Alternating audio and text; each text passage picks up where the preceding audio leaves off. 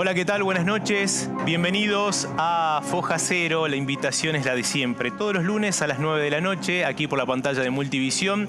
La idea es escucharlos, ¿sí? Evidenciar aquellos hechos que están en Foja Cero, que no avanzan, que están cajoneados, que vaya a saber dónde está su causa. Bueno, escucharlos. Muchos vecinos que piden justicia, que piden seguridad. Bueno, este programa está destinado para ustedes. Yo les agradezco, como siempre, a todos los que se comunican durante la semana a través de la red social, a través de mi número personal también, que muchos por allí lo tienen, que nos sugieren casos, nos piden en qué quedó esta causa, en qué quedó esta otra. Bueno, nosotros con el equipo de Foja Cero nos ponemos a trabajar. Les hago un pequeño adelanto de lo que vamos a hablar hoy en Foja Cero. Hay dos policías retirados, dos comisarios, que están muy preocupados por el tema adicciones. Muchos jóvenes adictos. Muchos jóvenes adictos. Que la droga los está matando. Y me da la impresión, en base a lo que escucho, lo que entrevisto, y lo que veo, y lo que leo, y lo que trato de informarme, que poco se hace por esos jóvenes. Hablo de mujeres y hombres, adolescentes, y también personas adultas que la están pasando mal, y familias además, que van acompañando esa adicción de la mejor manera que pueden, viviendo en un infierno. En este tiempo escuché a un papá que sacó a los tiros a su hijo adicto porque estaba cansado que le robe, que le pegue a su madre, a sus hermanos. Una mamá que se metió en el mundo de la droga, a ver quién le vende la droga, quién le hace tanto mal a estos jóvenes en los barrios, porque lamentablemente la droga está en todos los barrios de la provincia de Salta. Muchos jóvenes que la pelean, que la luchan, y hay otros que lamentablemente la droga los ha consumido, que los vemos en la calle, en algunos barrios, los zombies, como le dicen algunos. Bueno, jóvenes que están en la esquina drogándose. Hoy vamos a hablar del tema de la droga. Y vamos a escuchar a una mamá que entrevistamos en esta semana, que tuvo la valentía de hablar con nosotros y contarnos que tiene a su hijo adicto. Y nos contó lo que padece día a día. No hay ninguna institución pública o privada que pueda ayudar a su hijo. Y miren que ha recorrido muchos años. Su hijo es adicto desde los 15 años y hoy tiene 32. Y vive un verdadero infierno. Y la pelea sola. Sola, cuando yo digo sola, es ella y el mundo y su hijo adicto. Cedronar y miles de organismos, algunos que otros ayudan un poco. Hay una realidad, no es fácil, porque necesitan la voluntad de esos jóvenes de internarse, de ingresar a un proceso. Hay una realidad también. Pero a la misma vez, estos organismos que predican y que te dan estadísticas y, bueno, a la hora que la familia lo necesita, no están, no los atienden, les golpean las puertas, no están. Vamos a hablar de eso también hoy. Y también, además de este tema, ya se encuentra con nosotros la doctora Verónica Simes Sendebielke, fiscal de violencia familiar y de género, que hoy va a estar hablando con nosotros, contándonos la realidad de Salta nuevamente. Siempre la entrevistamos a la doctora, una doctora y una fiscal que ha pasado por muchas fiscalías, desde la UGAO, Derechos Humanos, y hoy nuevamente con el tema violencia de género, porque hoy el Observatorio de Violencia de Género de la provincia ha dado un número que en lo personal me ha llamado la atención. Dicen que desde enero a octubre hay 10 femicidios. Me suena poco en lo personal, pero bueno, ellos fundamentan esto en base a 3 fuentes que ya la vamos a estar nosotros contando. La saludo a la doctora, muchas gracias como siempre por acercarse. Ángel, buenas noches. Y hablar. Largas jornadas de trabajo y llegar a la noche un ratito a hablar con nosotros, debe ser que hay algún esfuerzo allí, doctora, que se lo quiero destacar también. Gracias.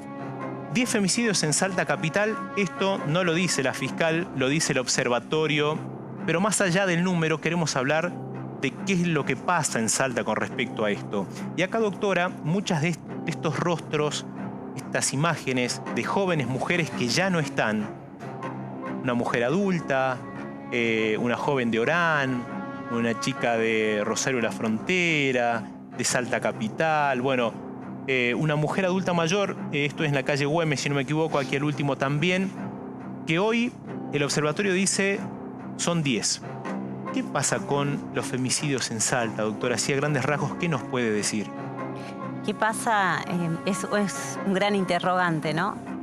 Nos pasa que la violencia no cesa, en el entendimiento que tiene que tener la sociedad, que el femicidio es la muerte violenta de una mujer por el solo hecho de ser mujer. Claro. Este sistema patriarcal conlleva que las mujeres seamos posesiones, ¿no? O seamos entendidas como una posesión. Cuando una mujer quiere terminar una relación, muchas mujeres de muchos años de relación, de 30, de 40, quieren terminar la relación, viene toda una violencia, no solo la violencia extrema que es el femicidio, sino la violencia económica, la violencia psicológica, ¿no? La violencia simbólica, la violencia institucional, porque también existe la violencia por parte de los poderes públicos y también del Poder Judicial y de la justicia, por así decirlo. Tenemos que empezar a erradicar esas prácticas, de a poco se va haciendo. A mí me gustan los números, soy estadista, me encanta, porque uno con el número ve reflejado su trabajo. Pero siempre digo que no nos olvidemos de esto, ¿no? De las caras, porque el último femicidio que pasó hace un tiempo, 4 de agosto, un poquito más, sí, ¿no? Ya nos olvidamos del nombre de esa mujer. Exacto. Nos olvidamos del nombre. Por suerte digo, la mayoría tienen su condena, que es a prisión perpetua. Pero nos olvidamos. En la Argentina aproximadamente muere una mujer cada 26 horas. Es tremendo, porque si bien tal vez Salta siempre está dentro del top 5 en materia de femicidios, la realidad es que uno lee las noticias y todos los días escuchamos un nuevo femicidio y nos vamos olvidando de esas mujeres. Pero bueno, la verdad que he leído el informe del observatorio, creo que la violencia es mayor de la que se cuenta, creo que es mayor, y lo puedo decir con conocimiento de causa. Hace apenas 3 meses que estoy en esta fiscalía y te puedo decir que un gran trabajo de mi antecesora, la doctora Claudia Geria, pero hemos llevado en 3 meses a casi 60 condenas. O sea, hay 60 hombres condenados por violencia de género. Pero como te decía antes, ¿qué hacemos? Disculpe, doctora, me paro un ratito nuevamente en eso. En 3 meses... Más de 60 condenas. En mi fiscalía nada más. Fiscalía. Somos 5 fiscales de violencia de género. Cuando decimos condenas, ¿nos referimos que a hechos así, de estas características? No de femicidios. Nosotros vemos toda la violencia previa, ¿no? Las lesiones, las amenazas, coacciones, privaciones ilegítimas de la libertad. Mujeres que están encerradas y no tienen forma de salir. Lesionadas con cuchillos. El otro día tuve un caso de una chica lesionada con quemaduras de cigarrillo. Cuando te viene ahí a la oficina... No podés dejar de tener empatía con esa víctima. Claro. Muchas veces cuando uno habla, a mí me gusta mucho hablar con las denunciantes, muchas veces son denunciantes, otras veces también son víctimas. ¿Qué les pasa, no, de llegar a justificar esa violencia? ¿Qué hacemos con esa justificación de la violencia? Porque dentro de la sociedad estamos justificando la violencia institucional en todos los organismos públicos y en las empresas privadas también. Claro. Hay muchísima violencia hacia las mujeres. Por eso te decía, el interrogante no tiene una respuesta. ¿Qué hacemos? Siempre digo, lamentablemente los femicidios no los podemos prevenir. Podemos tener 1, 20 o ninguna denuncia y cuando un hombre tiene la intención de matar a una mujer por entender que es una posesión, la va a matar igual. Por supuesto que hay muchísimas acciones positivas que se pueden llevar adelante desde los poderes públicos, pero fundamentalmente de la familia, ¿no? La educación. ¿Qué hacemos con nuestros niños? Porque esos son el día de mañana los femicidas. Claro. ¿Qué hacemos con nuestras mujeres que permitimos que las mujeres sigan sufriendo esa violencia? A veces vos lees denuncias y dice, hoy me pasaba de un juicio que tengo esta semana, 32 años que estoy y siempre fue violento, ¿no? Hasta que en algún punto algunas mujeres dicen basta, algunas mujeres dicen basta y terminan lamentablemente asesinadas, pero creo que la familia, el núcleo de la familia tiene que ser fundamental para educarnos en la no violencia en general, claro, y la no violencia hacia las mujeres en particular. Doctora, ¿qué consejo, recomendación le puede dar a alguna mujer que esté mirando el programa y que quiera denunciar? Se va a la comisaría, se va a buscar a la doctora Bielke a la fiscalía, se va al OBIF, se va a algún organismo del Estado y que corre en peligro su vida, que ya advirtió que está con miedo, que no se anima. Pero ¿sabe lo que pasa, doctora? Que muchas veces hay solamente una oportunidad de pedir auxilio. En algunos de los casos es esa vez que salís a pedir auxilio, porque sabés que una vez que se entere el agresor que fuiste a pedir auxilio, puede ser la última. Si usted le tiene que decir a una mujer que tiene solamente una oportunidad para pedir auxilio, ¿a dónde va? Bueno, hay muchísimos canales, por suerte, antes no existían todos estos canales de denuncia. Tenemos una primera denuncia que sirve un montón, que es una denuncia web, ¿no? Sí. Donde si bien tenemos los datos, muchas veces el agresor puede ni enterarse, ¿no? O no enterarse nunca de esa denuncia hasta que sea citado por la fiscalía. Claro. Así que esa es una gran herramienta en denunciasweb.gov.ar. Ahí puede hacer la denuncia por violencia de género. Se puede subir hasta evidencia. ¿Qué sería una evidencia? Tengo un golpe, me saco una foto, Claro. subo la evidencia.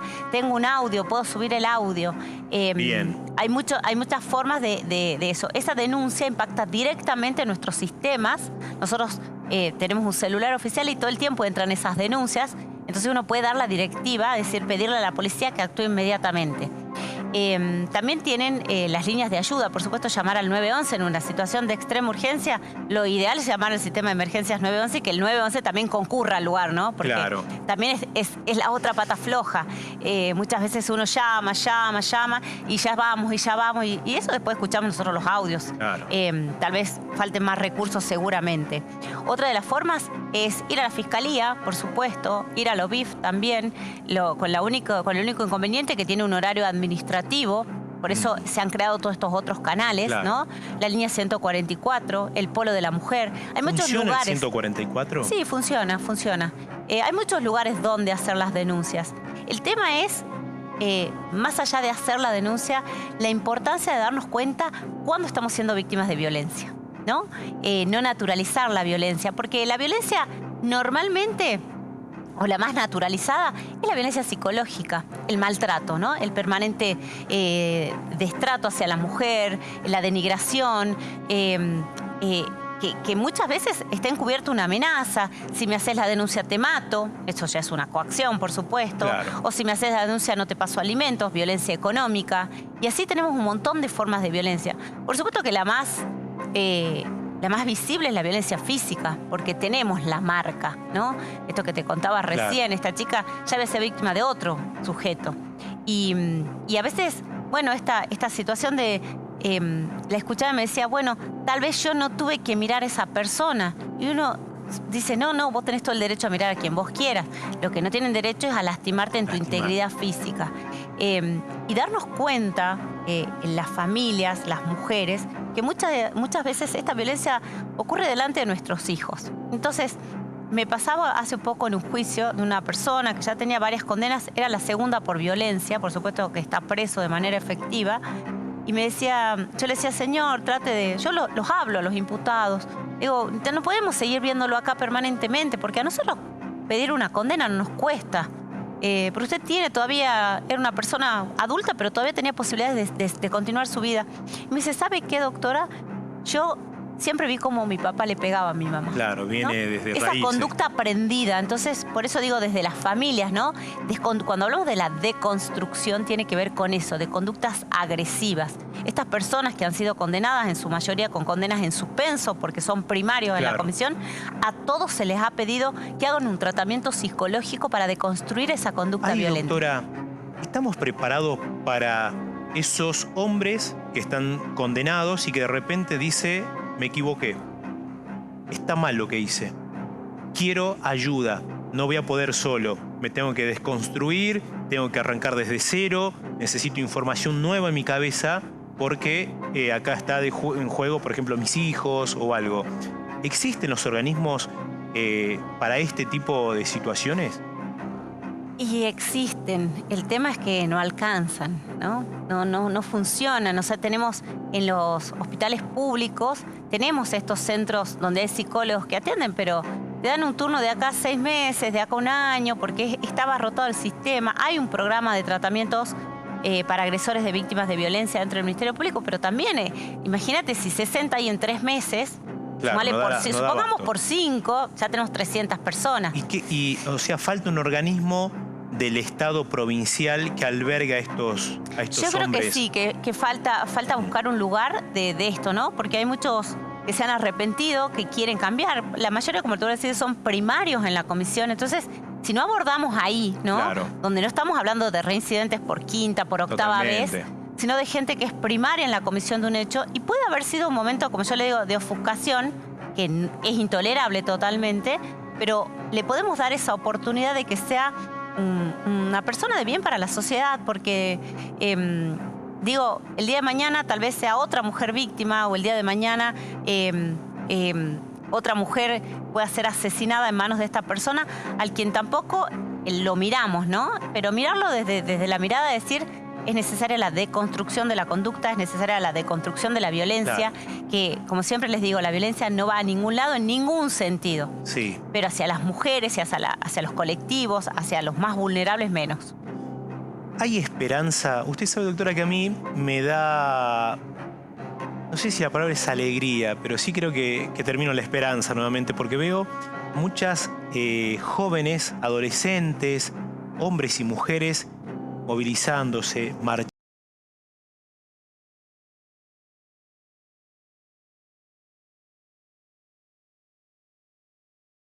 No le permiten ni un centímetro a la violencia de género. De acá a unos años, ¿usted cree que esto puede empezar a mermar con esta información que tenemos día a día? Sí, yo creo que los jóvenes nos están enseñando muchísimo, ¿no? Esto se está viendo, por supuesto que falta educación en las escuelas también. Ahora hay algunas, bueno, la fiscal de ciberdelitos está hablando de la violencia digital, que también es violencia de género. Y digamos, la respuesta de los jóvenes es otra, es decir, ya no tolero y ya tampoco marcho sola, ¿no? Claro. Marchamos todos juntos. La tolerancia hacia el otro, tanto en su identidad sexual como en decir yo soy víctima de violencia y como amigas te acompañamos como amigos, ¿no? Claro. Empezar a decir, tengamos tolerancia social, pero intolerancia a la violencia. Yo creo que sí. Yo también veo esa esperanza, por suerte. Tengo hijo adolescente y esto que te va enseñando, ¿no? De decir, mira, esto estuvo mal, me involucré, ¿no? Muchas veces la gente no se quiere involucrar, dice, no, es un tema de pareja. Pero si vos estás viendo que está agrediendo a una mujer, pasó en el femicidio de Coronel Moldes. Claro. La gente estaba ahí, Iba rumbo a la algunos escuela. lograron involucrarse, por supuesto no lograron detenerlo al femicidio, pero pasó en la vía pública. Entonces, o llamamos al 911, o si somos hombres, que los hombres tienen mucha más fuerza, tratar por lo menos de brindarles asistencia a esa mujer. En muchos casos me ha pasado que personas en la calle se han involucrado, la han acompañado a hacer la denuncia, la han acompañado hasta su casa para evitar Claro. que el agresor siga persiguiéndolas. Creo que sí, yo también creo que hay esperanza. Hace muy poquito, fue el día martes. El día martes de esta semana, no, estamos al lunes. A ver, me estoy confundiendo. La semana pasada, se me fue el día, pero creo que fue el martes de la semana pasada, asumieron nuevos diputados, nuevos senadores provinciales, han renovado parte de lo que es la legislatura provincial. Si tiene que hacerle un pedido en concreto, como una persona entendida en la materia, doctora, porque además de estar hoy en esta fiscalía, ha pasado por otras, conoce muy bien cómo funciona todo esto, ¿qué le pide a los legisladores con respecto a leyes o con respecto, no sé, a algo que usted crea conveniente para erradicar la violencia de género? Bueno, yo creo que en primer lugar sería importante que conozcan la realidad de lo que es el Ministerio Público Fiscal. Porque nosotros como fiscales tenemos la responsabilidad absoluta de llevar adelante la acción penal pública. Somos los responsables de la prueba, ¿no? De los hechos, Claro. a los que estamos llevando tal vez a un juicio. Y la verdad que nos faltan muchos recursos en el Ministerio Público para poder abordar esta cantidad de denuncias de violencia, que además ocurren muchísimo los fines de semana, no solo los domingos. He leído el informe y me voy a permitir disentir con el Sí. respeto que le tengo a quienes lo hicieron. La mayor parte, en mi caso, en mi zona, que yo tengo toda la zona de Castañares, San Lorenzo, casi hasta el Tipal, toda esa es mi zona, o sea que es una zona, La Caldera. Claro, zona es una grande. zona grande y es una zona conflictiva además, porque hay zonas y zonas. Los pongo un ratito en contexto. Hoy el Observatorio de Violencia contra la Mujer presentó un informe anual. Dijo que hay 10 femicidios en Salta Capital, que es lo que usted observa aquí. Pero además dieron este dato que usted dice, doctora, que disiente. Ellos dicen que mayormente los hechos de violencia ocurren los domingos. Ocurren los domingos. Para mí es todo un fin de semana, desde el viernes hasta desde el jueves, ¿no?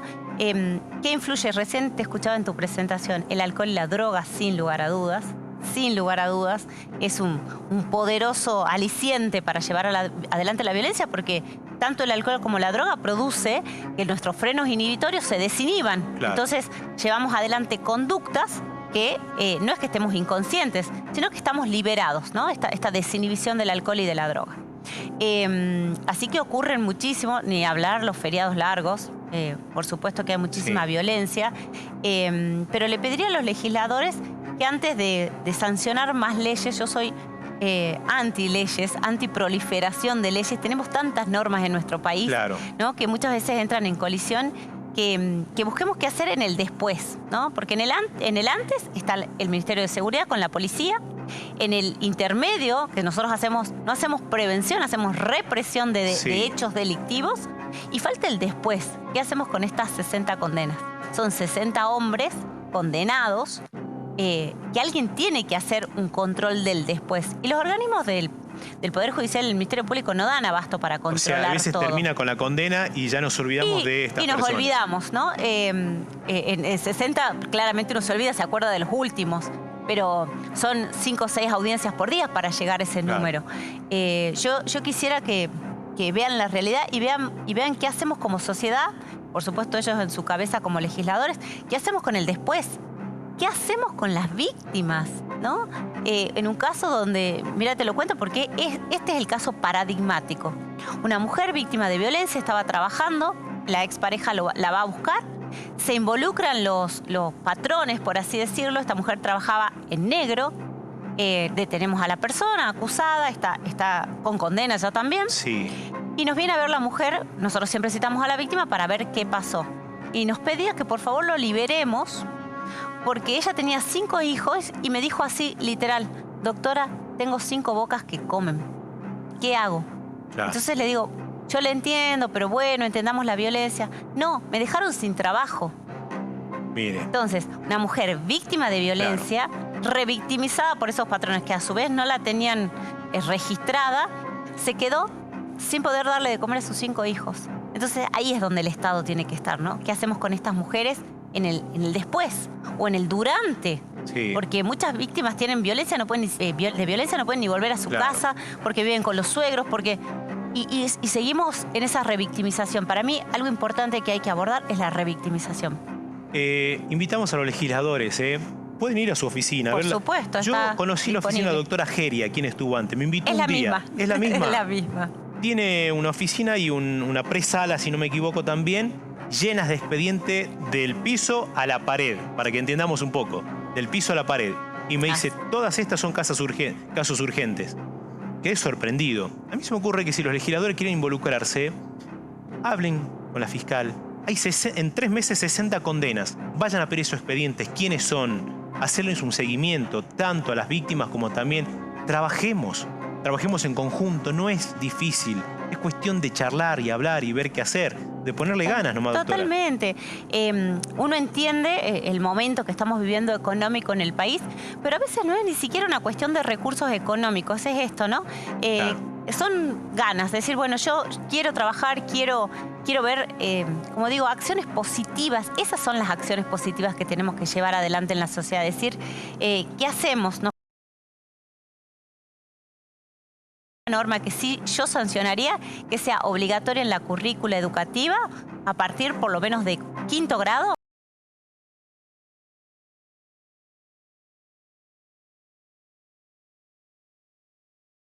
Se entiende, pero poner una currícula así como la ESI, puede creer que no se implemente, también deberíamos implementar una currícula sobre la violencia de género.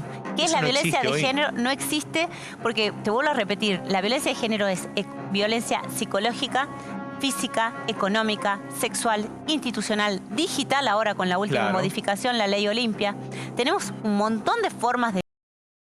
Si no, le hacemos entender a nuestros niños cuáles son y de qué manera podemos erradicar, no vamos a cumplir nunca los compromisos internacionales que ha asumido el Estado argentino. Por último, ganó hace muy poquito un juicio y le hizo una denuncia por violencia de género, fue, ¿no? A un ex diputado nacional, como fue el periodista Martín Grande. ¿En qué ha consistido esta condena? Bueno, en realidad esta fue una condena por injurias. El delito de injurias lo que lesiona es el honor de las personas. La verdad que un fallo bastante conmovedor.